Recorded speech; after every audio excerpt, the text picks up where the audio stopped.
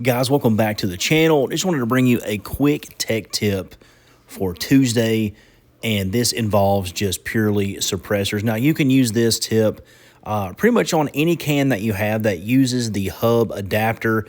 So whether you're using a standalone muzzle device that utilizes hub, or like in this case, the Banish backcountry utilizes a direct thread adapter that'll thread right into the back of the can.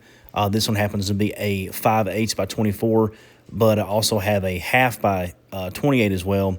Now, what you're going to need is a wrench set. I did not have the exact size of the biggest wrench that I needed here available, but we were able to go to our local Harbor Freight, which just shows you this tech tip is so easy. Anyone can do this. And also, I wanted to mention the wrench that I'm using is a 25 millimeter or a 1-inch wrench. I mean, you probably already own this. I unfortunately did not and had to buy a whole set. But you can see there, you want to utilize the closed end of the wrench, not the open end, because you don't want this thing slipping and messing up your hub adapter. You're going to need some kind of a bench vise. Again, that one is from Harbor Freight, so nothing crazy out of budget. Anybody can do this DIY in a shop, garage, whatever. So right there, I'm checking the fitment and also getting that hub adapter off so I can go ahead and clean the threads. And this is where the magic happens in this application and why anybody can do this at home with minimal tools. You're going to want to take this hub adapter off as I'm doing here. And as we're inspecting it, yep, that's the 5/8 by 24 adapter. And there's the blast chamber of the backcountry by Banish suppressors. Really, really cool design, a fully welded can. And you're going to want to take just some regular rubbing alcohol. There's just a cheap Costco microfiber there I'm using. You can use a paper towel, whatever you want to.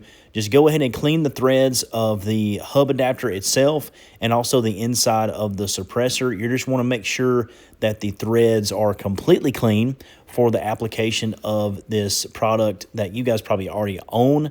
I had to order some off Amazon. It was the cheapest place I could find it. But this is Rockset muzzle device and suppressor, almost like a ceramic cement is what Rockset is, but it's really cool. It doesn't take much at all.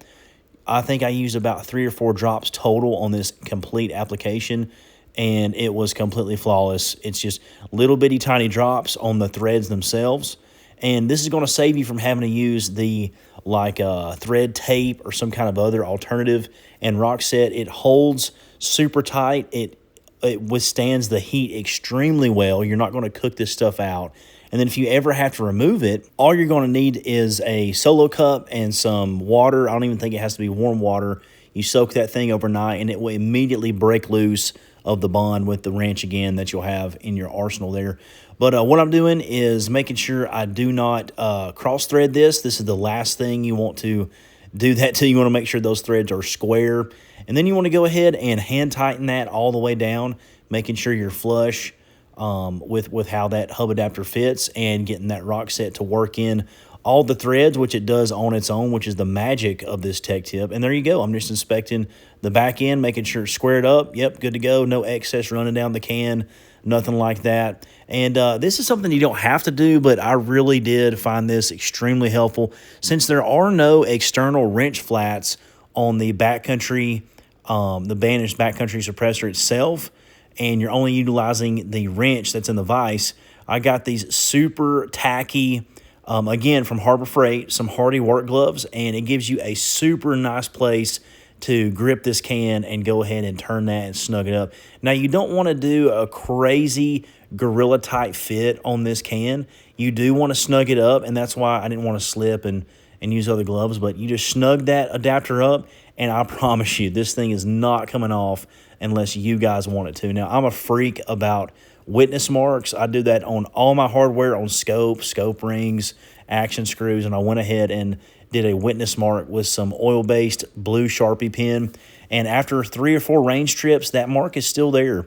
So all you're doing is so you can quickly eyeball whether that thing's backed out or not. And I promise you, do this tech tip, get a bottle of Rockset, and you will never have to worry about taking this thing and retighten it between range trips, hunting trips, whatever. And you can visually, in 3 seconds, confirm that you're good to go. So guys, enjoy the show, subscribe, and as always, check out the rest of the videos. We'll catch you on the next one.